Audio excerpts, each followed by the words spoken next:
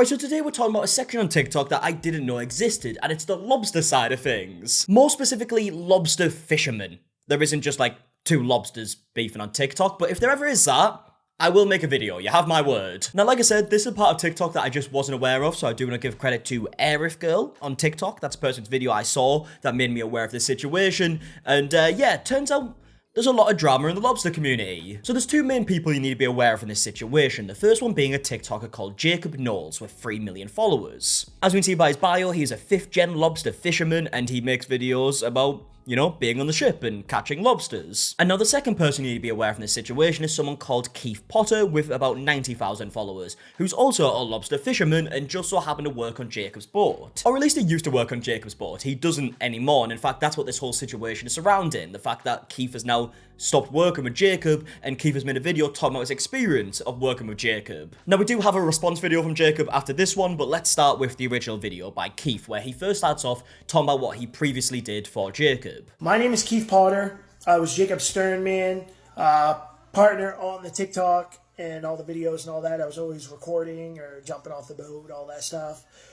And today, unfortunately, I had to quit. And this is where he goes into more details as to why he quit. And it's basically to do with credit for his work, but also pay. I mean, he actually first starts off in his video talking about how the whole TikTok stuff with Jacob was his idea. First and foremost, the whole thing was, the TikTok was my idea.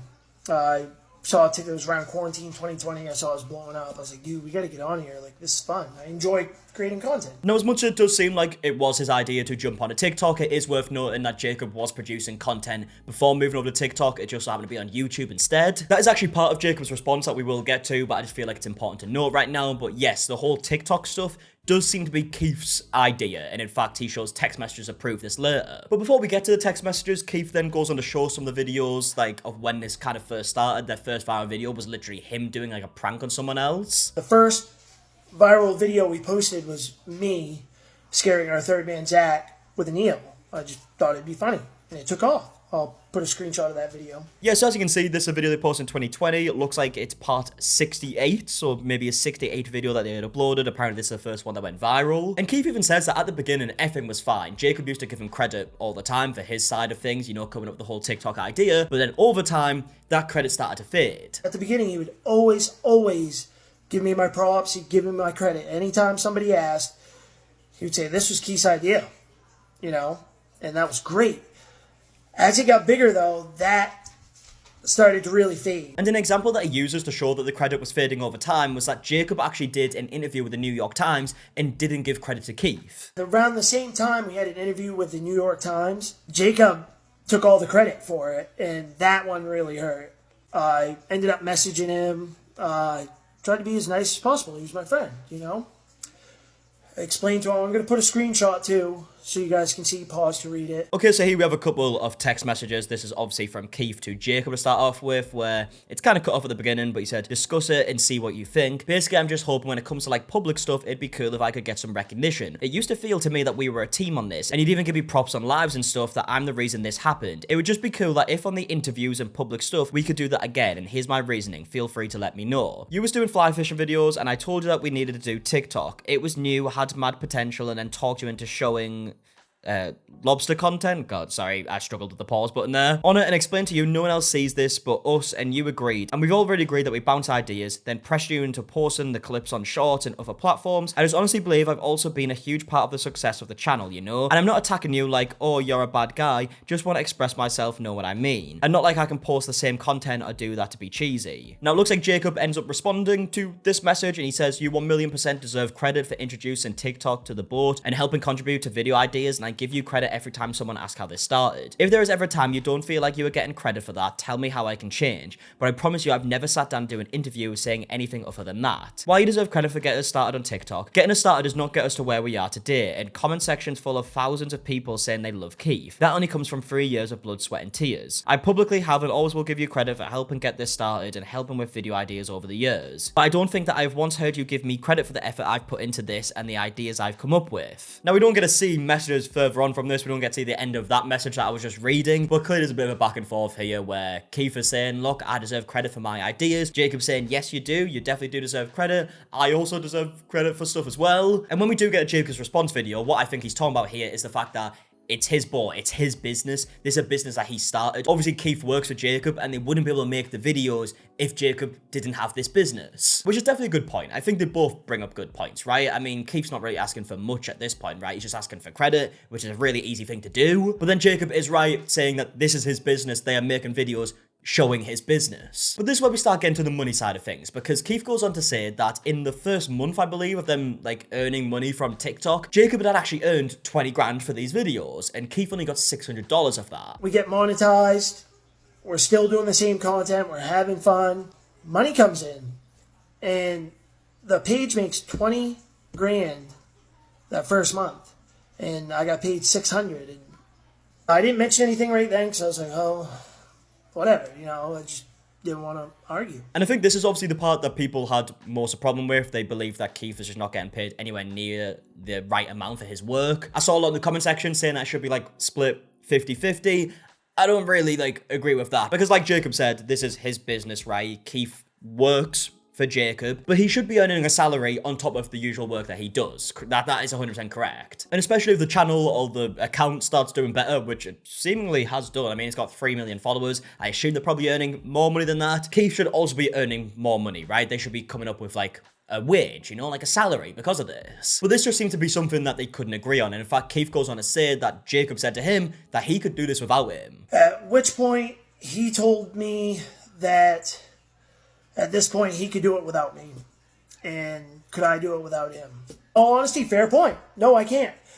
Do I think that's right? No, I don't. We did this together. We built this together. And that's how it was. Yes, I think this all boils down to that they couldn't agree on pay. It seems like, judging from Keith's video, that Jacob didn't want to pay more than he already was. Jacob actually does go on to say what Keith's like salary was, like from his normal job.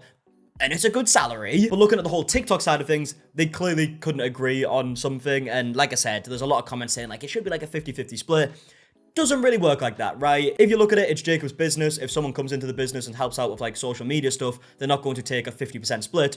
They're going to take a salary from the business. But yeah, I think it goes without saying, from what we've heard and how much he was involved, it definitely should have been more than $600. Now, Keith does go on to say that they made an agreement to split the live money, so the money they would make on live streams, and that just didn't happen. We was doing the lives. He promised that we would split all the live revenue because there's no overhead, there's no expenses. Just like the TikTok videos, there's no expenses. There's no agent for it. There's nothing. It's all shot on the phone, edited on TikTok. It's nothing.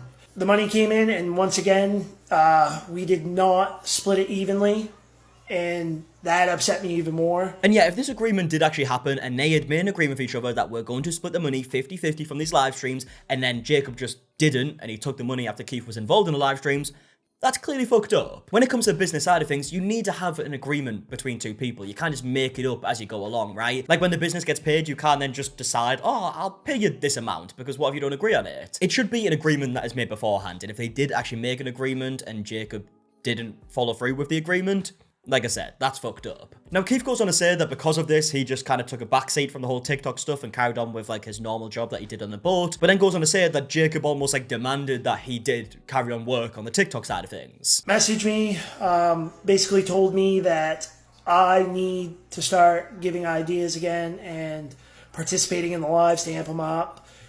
And that he was going to be writing up a contract where I had to do this. And at that point, I knew I was done.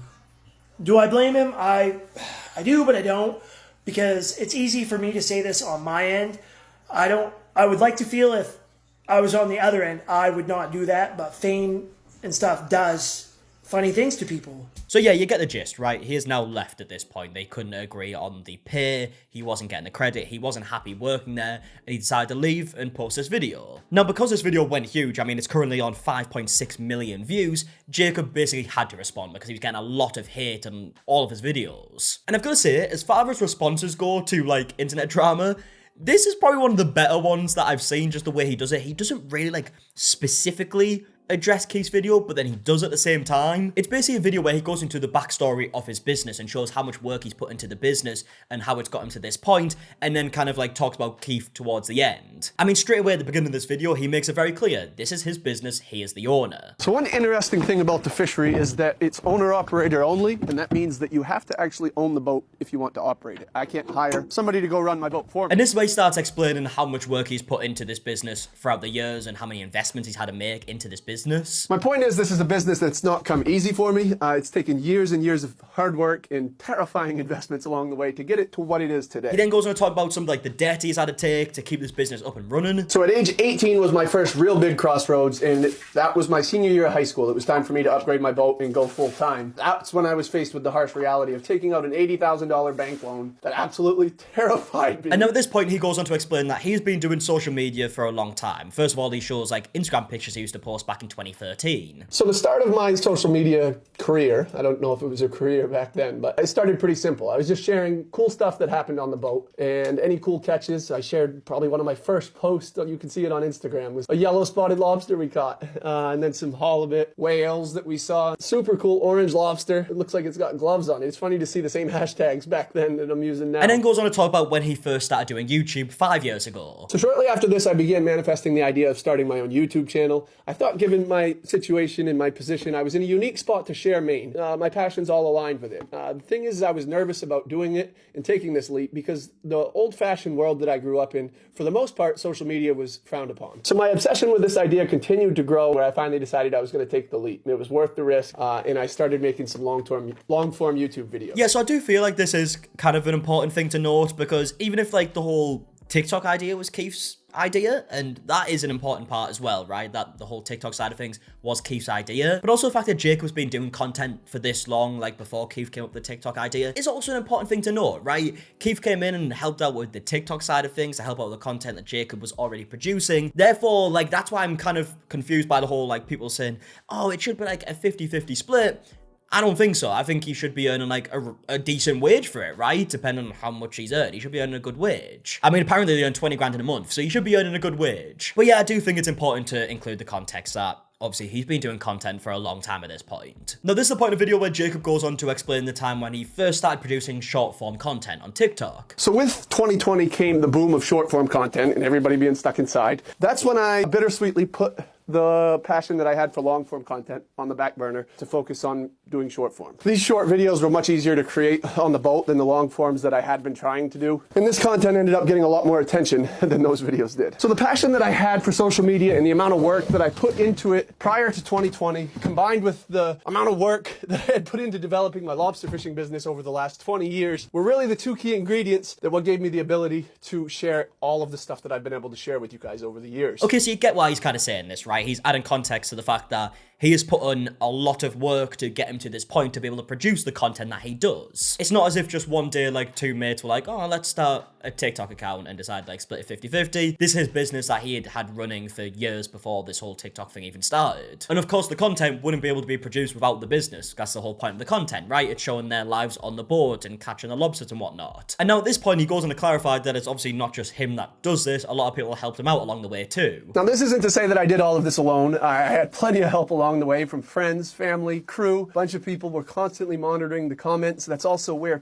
tons of the content came from. It was really inspired by all of your comments. The credit for what took place over the last 3 years, it can't be put on one person. It was a collective effort, and a large part of it was inspired by all the questions that came through the comments from you guys. So thank you for that. And now it's at this point in the video where he really goes on to speak about Keith, doesn't mention him by name, mentions his job role, so it's definitely about him, and says that him and his sternman, I believe it's called, had like a disagreement, which is obviously about Keith. But right now I do actually have a spot open. Unfortunately, my sternman, Keith, and I, we've had a hard time seeing eye to eye on certain things over the past few months, and we've tried hard to work it out and get through it and figure out a solution, but ultimately it ended up to us going in separate ways.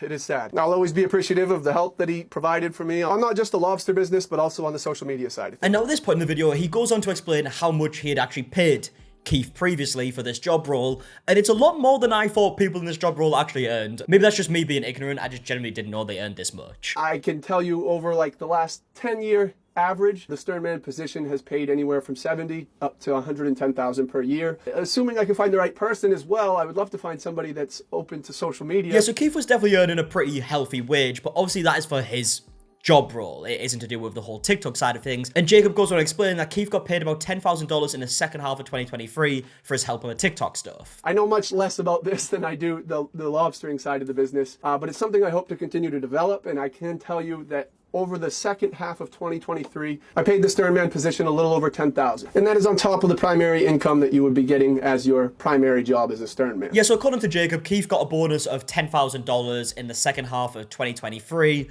on top of his normal wage. This was to do with his extra support with the TikTok stuff. Obviously, I don't know how much Jacob earns from like TikTok and whatnot, so I don't know what the percentage of that is, which definitely is some important context to know. And I feel like this whole situation does boil down to the fact that they couldn't come up with an agreement for the wage. Obviously, Keith was not happy with it, which he's entitled to. And Jacob clearly didn't agree with Keith's ideas, and they've now went their separate ways. I would love to know your thoughts in the comment section down below. I can understand, like, points from both parts. Like, I do think Keith should be earning more from the whole, like, TikTok side of things. Obviously, I don't know how much he was involved in. He says it was a lot. But then I can also see Jacob's side of things where he's saying, like, this is my business and I pay people salary for their support with the business. It's obviously not going to be like a 50-50 split or anything like that. It just seems like maybe the TikTok amount is less than what it really should have been. But either way, I'm going to leave the video there. Like I said, let me know your thoughts down below. Leave a like in the video if you did enjoy. Subscribe if you are new. And until the next one, I'll see you guys in a bit. All right, goodbye.